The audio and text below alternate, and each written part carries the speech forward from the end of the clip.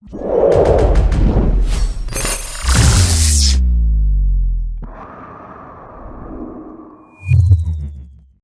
Newell ponders the future in new Half-Life 2 documentary.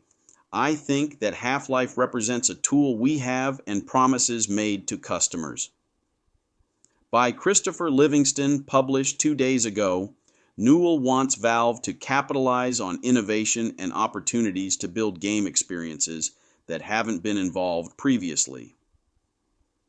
To celebrate Half-Life 2's 20th anniversary, Valve dropped a few surprises in our lap on Friday afternoon, like putting together the original dev team to record in-game commentary for the legendary FPS, which is free for the weekend on Steam.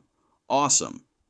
Valve also posted a 2-hour documentary on the making of Half-Life 2 on YouTube.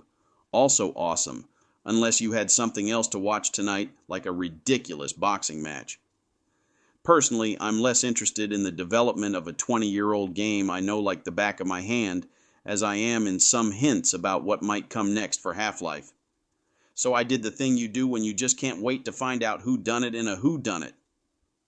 I skipped to the end. Is there confirmation of Half-Life 3 in the Half-Life 2 documentary? Or confirmation of Half-Life Alyx 2?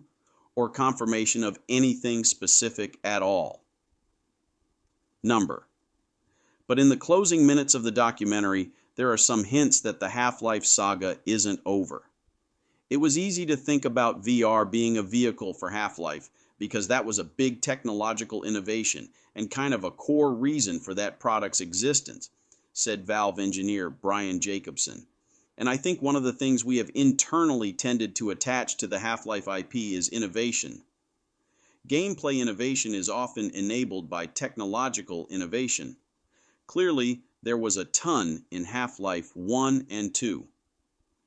It's an interesting challenge moving forward to think about what that means for future Half-Life stuff, for sure, Jacobson added. Future Half-Life stuff confirmed. I mean, sorta, though Jacobson is implying that more Half-Life won't happen until more technological innovation is done. Over to you, Gabe Newell. The ending of Half-Life. Alyx is somewhat a self-critical realization, said Gabe. I think that Half-Life represents a tool we have and promises made to customers to capitalize on innovation and opportunities to build game experiences that haven't been involved previously. And I think there are no shortage of those opportunities facing us as an industry right now. Look, I know Gaben is a beloved industry figure, but at times he talks like a business cyborg. What does that word salad mean? At the end of Half-Life, Alyx, we briefly get to inhabit the boots of Gordon Freeman again for a few seconds, and a portion of the history of Half-Life is changed due to a bit of space-time G-Man magic. I'm not sure how that adds up to a self-critical realization, honestly. But it does seem like Gabe is saying something along the same lines as Jacobson did. Half-Life and technological innovations go hand in hand, and you won't get one without the other. What those innovations might be, I'm not sure. More advanced VR, more powerful GPUs, a Steam Deck you control with a neural implant. Whatever breakthrough needs to happen, I hope it happens soon. Otherwise, see you at the Half-Life 2 25th anniversary party for some more speculation. My personal failure was being stumped. Gabe Newell says finishing Half-Life 2. Episode 3, just to conclude the story, would have been copping out of Valve's obligation to gamers' rumors and facts about the contents of Half-Life 2. Episode 3 and why it was never finished have circulated for years, but a new documentary released for Half-Life 2's the 20th anniversary is particularly revealing, showing us a glimpse of unfinished Episode 3 guns and enemies, including an ice ray that had kind of like a Silver Surfer mode, and getting a few of its developers to explain why it was never finished. I couldn't figure out why doing Episode 3 was pushing anything forward. Gabe Newell. For the uninitiated, Half-Life 2 was famously followed up with 2 episodic expansions that were going to form a trilogy, but after Episode 2, Valve abandoned the Half-Life story for 13 years, only picking it up again in 2020 with VR game Half-Life Alyx. Since then, speculating about Episode 3 or the fabled Half-Life 3 has become a cherished PC gaming forum pastime. What happened to Episode 3 is no big surprise. The gist is that they didn't know how to push the game design forward enough to make it feel worthwhile to them. That ice gun was apparently not up to Valve's standards of innovation, nor were the blob enemies that used portal tech.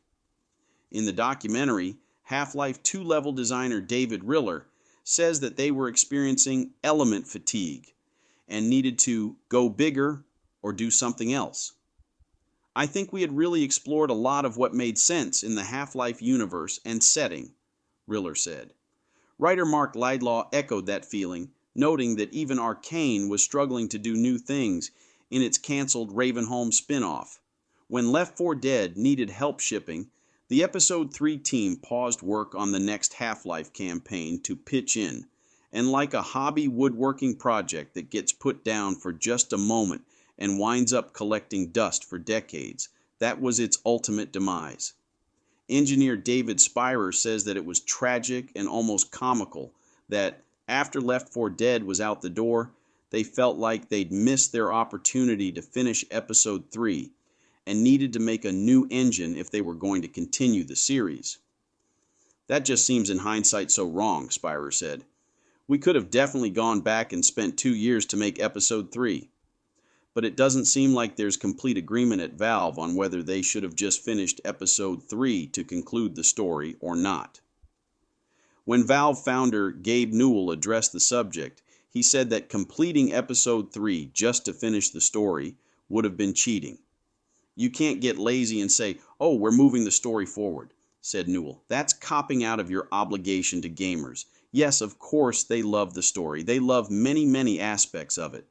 But saying that your reason to do it is because people want to know what happens next, We could have shipped it. It wouldn't have been that hard. The failure, my personal failure, was being stumped.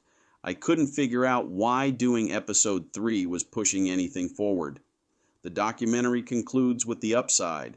After not finishing Episode 3, Valve's done a lot of other stuff, like release Dota 2 and the Steam Deck. But for the Half-Life fans unsatisfied by that takeaway, there is an extremely meager tease, classic Valve, about the future of Half-Life at the end. Just Newell saying that, sure, yeah, there are opportunities to do more Half-Life stuff.